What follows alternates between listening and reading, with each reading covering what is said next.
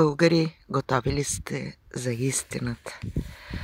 България е с голямо Б, защото е на Бог. Исус ест Господ.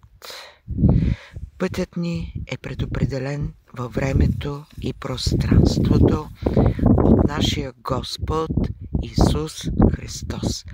Силата е във вас, вашата душа, вашата вяра.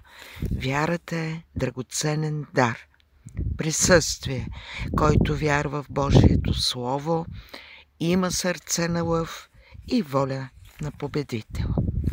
Пазете Божиите заповеди като златни зърна и ще опазите Божията искра във вас. Там е зовът на вашата съдба. Не на мръсните ръце върху духовните огнища на българите. Те са източник на свещена енергия, живот, мъдрост и Божия любов. По-настоящем меката на християнството е в Русия и съдбата на българите, пътят ни с мир, победа, Божия любов е с Русия. Амин.